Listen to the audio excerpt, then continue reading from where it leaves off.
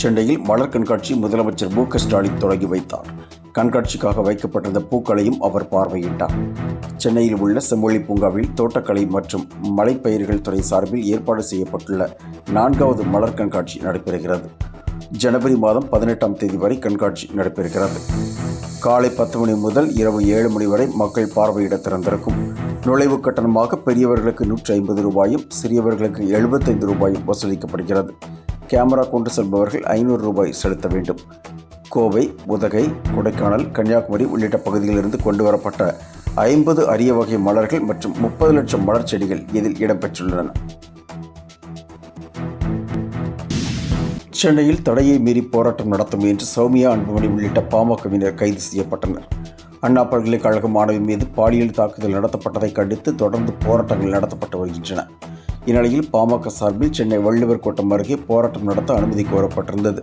இதற்கு அனுமதி அளிக்கப்பட்டிருந்த நிலையில் தடையை மீறி போராட்டம் நடத்த முயன்ற சௌமியா அன்புமணி உள்ளிட்ட பாமகவினர் கைது செய்யப்பட்டனர்.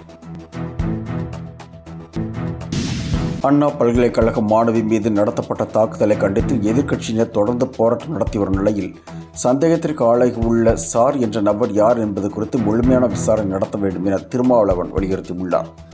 சென்னை விமான நிலையத்தில் செய்தியாளர்களிடம் பேசிய அவர், இந்த வழக்கில் கைது செய்யப்பட்ட நபருக்கு ஜாமீன் வழங்கக்கூடாது என்றும் எதிர்க்கட்சிகள் ஜனநாயக ரீதியில் அனுமதிக்க வேண்டும் என்றும் வலியுறுத்தினார். ரஜினியின் அண்ணாத்த படத்தில் தனக்கு முதலில் கதாநாயகி பாத்திரம் என்று கூறப்பட்ட நிலையில் கடைசியாக காமெடி ரோலாக ஆகிவிட்டதாக நடிகை குஷ்பு தெரிவித்துள்ளார். அண்ணாத்த படத்தில் தனக்கும் மீனாவுக்கும் கதாநாயகிகள் பாத்திரம் என கூறப்பட்டதாகவும் ரஜினிக்கு திடீரென ஹீரோயின் கிடைத்துவிட்டதால் தனது ரோல் காமெடியாக ஆகிவிட்டதாகவும் குஷ்பு வருத்தம் தெரிவித்துள்ளார்.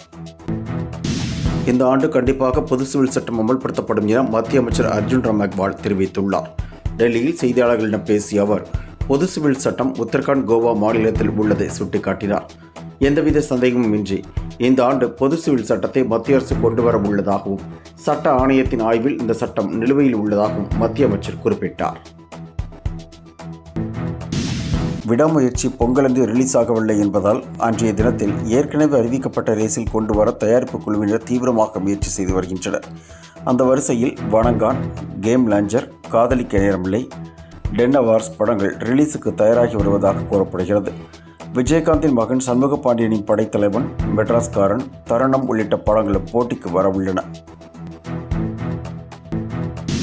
தங்கத்தின் விலை இன்றும் அதிகரித்துள்ளது. சென்னையில் ஒரு சவரன் ஆபரண தங்கம் சவரனுக்கு 240 ரூபாய் அதிகரித்து 57,440 ரூபாய்க்கு விற்பனையாகிறது. கிராமுக்கு 30 ரூபாய் அதிகரித்து 7,180 ரூபாய்க்கு விற்பனையாகிறது. வெள்ளியின் விலை கிராமுக்கு 1 ரூபாய் அதிகரித்து 99 ரூபாய்க்கு விற்பனையாகிறது. என்றும் உங்களுடன் மை இந்தியா. முக்கிய செய்திகளை உடனுக்குடன் தெரிந்து கொள்ள சப்ஸ்கிரைப் பண்ணுங்க, பெல் பட்டனை பிரஸ் பண்ணுங்க. என்றும் உங்களுடன் மை இந்தியா.